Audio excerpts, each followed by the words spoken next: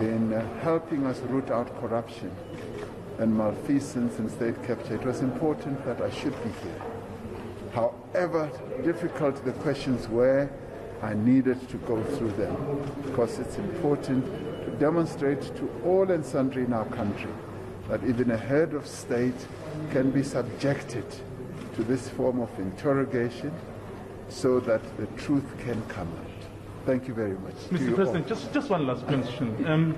There are those who are saying, as much as this process is going through, the fact that your predecessor, former President Jacob Zuma, was not able to be part of this, we know where he is because of this.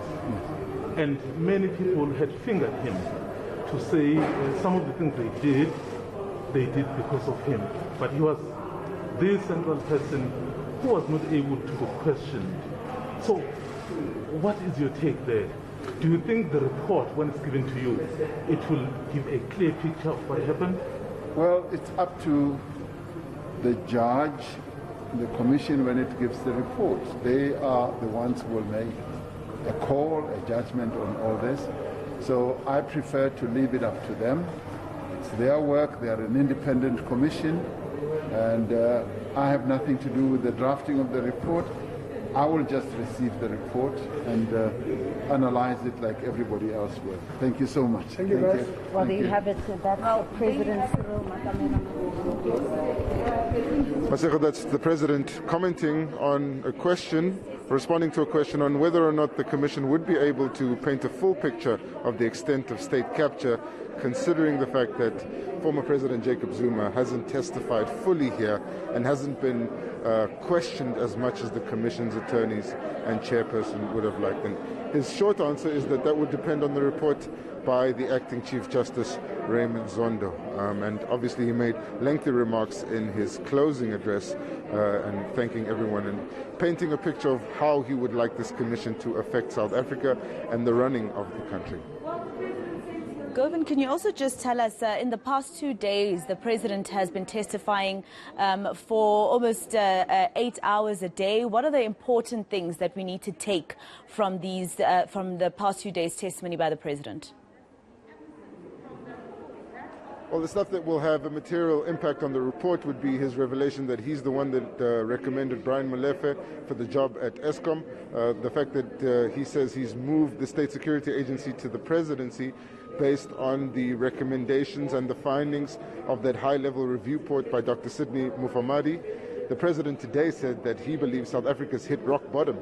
And he says that he doesn't think another state capture inquiry will be necessary, that this would be the first and the last one. But interestingly, he says that making sure that there won't be another state capture inquiry means starting the renewal of South Africa in the ANC first. So reiterating that he believes that the strength of South Africa's democracy is dependent on the strength of the ANC. There are a number of other issues which he touched on, of course also regarding Eskom, Transnet and PRASA, for which he faced questioning after his name was mentioned by a number of witnesses. And then his comments regarding the internal workings of the ANC have been illuminating.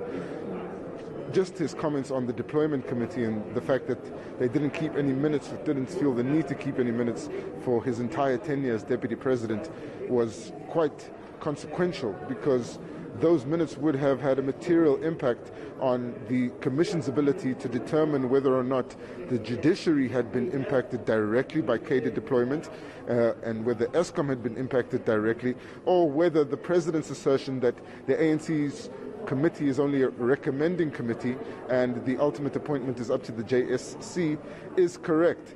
Now, because of the lack of those minutes, Deputy Chief Justice Raymond Zondo will have to make up his mind on that. The Deputy Chief Justice did also say that this is the last sitting of the Commission. For all intents and purposes, he treated it as such, but he's made a slight caveat to that, saying that he may have another sitting if one of the people writes to him and requests one based on them being implicated and they have testimony to give. But other than that, they would just proceed with written questions, some of which would be to the President as well, and that would relate to how he knows the Gupta family, and from there they'll compile the report.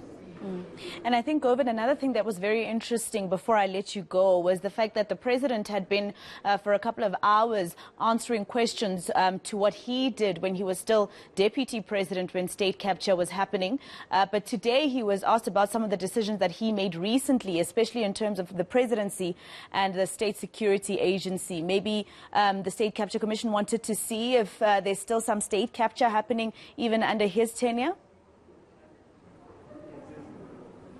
Well, it would be important for him to respond to the evidence that was led by the then acting Director General in the State Security Agency, Loyiso Jafta, relating to the investigation into this group of non-SSA members which had been recruited by the former ambassador Tulani Dlomo to serve in a presidential protection unit.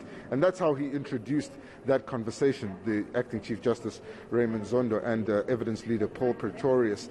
And following on from that, the president has been able to lay out the decisions he's taken under his administration, which he believes were a direct response to the state of capture which he had witnessed, became aware of and strategically fought while he was deputy president. And he says that even though some people may say that the options that he had at his disposal or the decisions that he took weren't the right ones, he believes that they did lead to him being able to counter attempts to destabilize or capture the state even further at strategic points. He pointed to these small battles that were won. He also spoke about battles that were won that nobody knows of, and says that his decision was somehow vindicated by those series of events and the fact that he's now able to implement his renewal agenda, and of which he says the strengthening of SARS, the National Prosecuting Authority, and even the police is part of the agenda. Those are the examples he pointed to.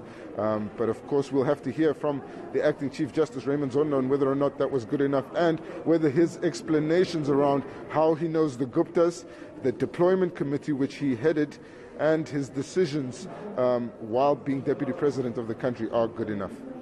All right, Govind Whittles, let's leave it there for now. He's out for us at the State Capture Commission of Inquiry. Let's go back.